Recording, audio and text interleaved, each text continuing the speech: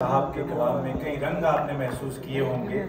आपने देखा कि उन्होंने कुछ मोहब्बत की बातें भी की और साथ ही साथ परदेश के दुख को इस नज़्म में समोया जो कि आखिर में उन्होंने पेश की और आपके दिलों तक पहुंची। ख़वातीन और हज़रात, सावन भाई ने भी अपनी इस नज़्म में कहा कि हम इस तरह की महफिलें सजाते हैं, ज़रा हंसते बोलते हैं और परदेश के दुख भूलने की कोशिश करते हैं, लेकिन इसके अलावा एक और तरीक़ा भी है अपने दुखों को तकसीम करने का, और वो ये है कि आप अपने दुखों को अपनी मुस्कुराहटों में तब्दील कर लें, आप अपने गमों को अपनी ताकत बना लें। और ये बड़ा काम हमारे शुआरा अंजाम देते हैं। हमारे शायर यहाँ दोहा में भी कुछ ऐसे शायर मौजूद हैं, एक तो हमारे स्टेज पर हैं, उसके अलावा यहाँ अशफाक देशमुख साहब भी होंगे कहीं ना कहीं, कि वो उन्होंने अपनी इन परेशानियों को, अपनी इन दूरियों को अपनी ताकत बनाते हुए मिज़ाह में उसको बयान किया है। और उनका जो काम है वो सिर्फ ये कि किस तरह से हमारे लबों पर हंसी आए, और किसी के लबों पर हंसी लाना यकीनन सवाब का काम है, इनाम का काम है। ज़िया-उल हक़ कासमी साहब का एक कथा है कि रात हम एक शायर आज़म के घर मिलने गए। अब ये जो स्टेज पे शायर बैठे हैं नाराज़ ना हो जाए, क्योंकि मैंने तो नहीं कहा, ज़िया-उल हक़ कासमी साहब भी शुआरा की बरादरी में से हैं। अच्छा, आपके लिए इत्मीनान की बात यह है कि मैं शायर नहीं हूँ, ठीक है।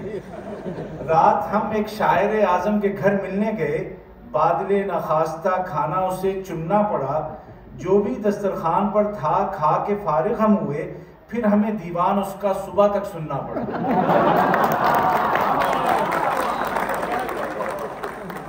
इसी फिजा को आगे ले जाने के लिए, बरकरार रखने के लिए आपकी तालियों में मैं दावत दूंगा हमारे मजलिस के खाजिन, बहुत अहम रुकन और दुआ के बहुत अहम शायर मोहतरम रज़ा हुसैन रज़ा साहब।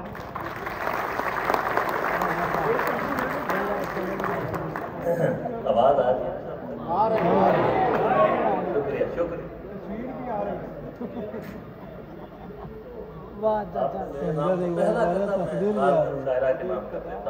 अल्लाह माफ करे आपको। हम भी एक मुशायरे में गए, वहाँ हुआ कुछ के जो नाज़िम मुशायरा था, लंबी एक उर्दू की तारीख बयान की, बाद में शायरों पे पाबंदी लगा दी, आपने सिर्फ एक गज़ल सुना। अच्छा, तो हमने उस सिलसिले में रज़ा भाई आवाज आ रही है सब? आ रही है। तो मैंने कते का नाम ही रखा नाज़िम मुशायरा।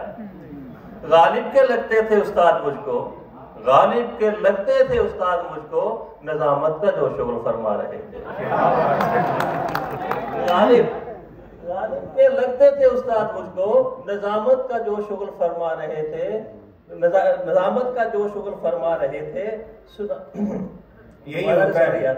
गालिब के लगते थे उस्ताद मुझको, निजामत का जो शुक्र फरमा रहे थे, लगाकर वो पाबंदी बस एक गजल की, लगाकर वो पाबंदी बस एक गजल की, खुद एक लंबी तकरीर फरमा रहे थे। गालिब के लगते थे उस्ताद मुझको, निजामत का जो शुक्र फरमा रहे थे, लगाकर वो पाबंदी बस एक गजल की, खुद एक लंबी तकरीर फरमा रहे थे। और फिर ऐसे ही हम दो कते अपने लिए, दाद और शायर है बज़्म सुखन भी महखाना, बातों से पिलाई जाती है बज़्म सुखन भी महखाना, बातों से पिलाई जाती है। वैसे तो नहीं लड़ते हैं हम, वैसे तो नहीं लड़ते हैं हम, बस दाद हमें लड़वाती है बज़्म